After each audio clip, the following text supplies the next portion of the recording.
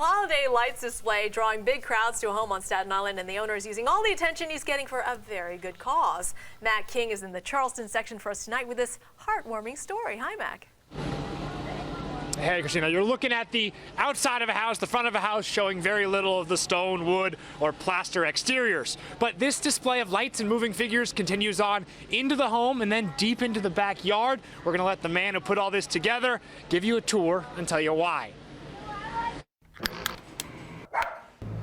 Every day between Black Friday and the first weekend in January, for the last 13 years, at 5 p.m., Joe Dimartino's started flipping switches. I contacted an electrician. He says, Joe, you got to go to 200 amp service here because you just can't handle the load.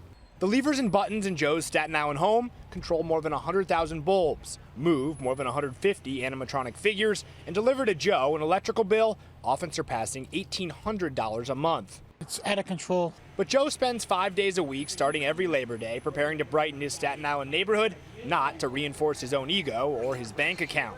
He's dedicated this display to his wife, who died on 9/11, and who he says would scold him could she see the 30,000 people he allows to tramp around their home every year.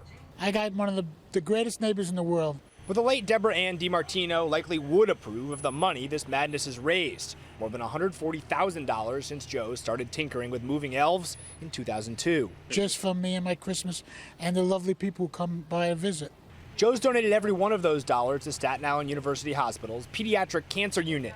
And every off-season, he returns to his workshop to build something new for the jolliest home on Staten Island. I went over budget this year, but I just saw these things and we decided to make them. Joe doesn't charge anyone to tour his home. All that money that he's raised is all through donations, and he's spreading word about his campaign using the hashtag Lights for Life. That's a numerical 4. Live in Charleston, I'm Matt King, Fox 5 News.